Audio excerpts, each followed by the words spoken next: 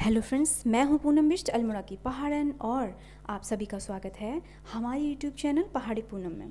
तो इस बार मैं उत्तराखंड के बारे में कुछ बात नहीं करने वाली हूं। इस बार मैं करने वाली हूं एक दक्षिण भारतीय शहर चेन्नई के बारे में आपसे बात, क्योंकि इस बार मुझे वहां पर जाने का मौका मिला। क्योंकि मेरे हस्बैंड का एक ऑफिशियल ट्रिप था, तो मैंने भी डिसाइड किया कि एक जीवन साथी के तौर पर मैं उनके साथ वहाँ पर रहूँ, क्योंकि वहाँ पर बिल्कुल अलग फूड है, कल्चर है, भाषा है और लोग हैं। तो वहाँ पर कोई एक अपना तो होना ही चाहिए था। मुझे हवाई यात्रा यानी कि प्लेन में जाने से काफ़ी डर लगता है। आसान भाषा में हाइट फोबिया कह सकते हैं इसे। और साथ ही मुझे कानों में भी एक अलग तरह की दिक्कत भी है, लेकिन फिर भी हिम्मत करके मैं चली गई। लेकिन जिस बात का डर मुझे था वही हुआ। कानों में जो प्रेशर बना वो अगले 10-15 दिन तक रिलीज़ नहीं हो पाया। लेकिन रिश्ता निभाने की ही ये ललक थी शायद कि आसमान से जाने की हिम्मत मुझ में आ गई। तो ये थी रिश्ते की बात। अगर यहाँ मैं अपने एक्सपीरियंस की बात करूँ तो ये शहर काफ़ी नीट एंड क्लीन है। ट्रैफिक भी ज़्यादा नहीं है। कम से कम जिन रास्तों से मैं गुजरी वहाँ पर नोटिस किया मैंने कि ट्रैफिक बहुत स्मूथ चलता है। यहाँ पर सीएनजी नहीं बल्कि एलपीजी का इस्तेमाल होता है एज अ फ्यूल। बाकी कई लोग थोड़ी बहुत हिंदी समझते हैं, कई लोग समझने के साथ थोड़ी बहुत बोलते हैं, और कई लोग ऐसे हैं जो ना तो हिंदी समझते हैं ना ही इंग्लिश समझते हैं, सिर्फ तमिल में ही वो बोलते हैं।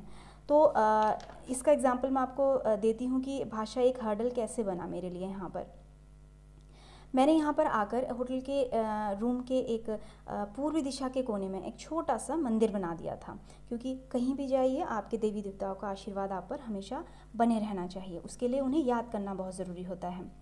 जब खील बताशे लेने निकले तो दिमाग को काफ़ी काम करना पड़ा। कई लोगों ने तो साफ साफ इनकार कर दिया कि इन शब्दों का चेन्नई में कोई अस्तित्व ही नहीं है। मुझे तो समझ ही नहीं आया कि बोलूँ तो बोलूँ क्या। फिर गूगल बाबा की मदद से फ़ोटो दिखाई और तब कहीं जाकर एक गली के लास्ट शॉप में बताशे मिल ही गए। फिर बारी थी खील की। अब खील के बारे में काफ़ी कुछ हमने पूछा, लेकिन किसी को पता नहीं चला। फिर किसी तरह फ़ोटो दिखाकर ही उन्होंने हमें तमिल में ही बताया कि इसे फुल्ला या फिर फुल्ले कहा जाता है। लेकिन एंड में ना वो फुल्ले मिले, ना वो फुल्ला मिला, और ना ही खील मिले, वो हमें मिले मुरमुरे।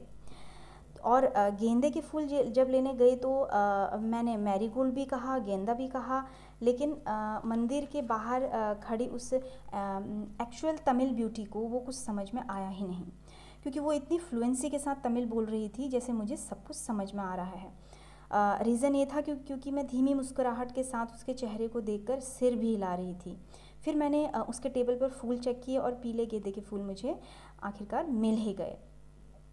ऑरेंज वाले फिर भी नहीं मिल पाए। फिर दिवाली की पूजा संपन्न हुई हमारी दक्षिण भारत में इस बार। और दिवाली की सुबह हम मरीन ड्राइव पर बीच पर चले गए थे। जब शाम को करीब 3 बजे लौटने लगे तो लगभग सभी लोग बाहर घूमने निकल चुके थे, क्योंकि यहाँ पर दिवाली की पूजा जो है वो मॉर्निंग में कर ली जाती है। तो सब स्कूटी बाइक्स पर लड़के लड़कियाँ ट्रिपलिंग करके जो है वो घूम रहे थे रोड पर शाम के समय। और यहाँ पर ये भी हमने नोटिस किया कि यहाँ पर धार्मिक कार्यों को एजुकेशन के साथ साथ काफ़ी इम्पोर्टेंस दी जाती है। ये लोग पूजा पाठ में काफ़ी ज़्यादा जो है अपना ध्यान लगाते हैं। यहाँ तक कि यहाँ पर एक तरह की पूजा होती है जिसमें 48 दिन का फास्ट रखा जाता है, सुबह शाम मंदिर जाया जाता है। तो यहाँ पर एक बहुत अच्छा एक्सपीरियंस रहा मेरा।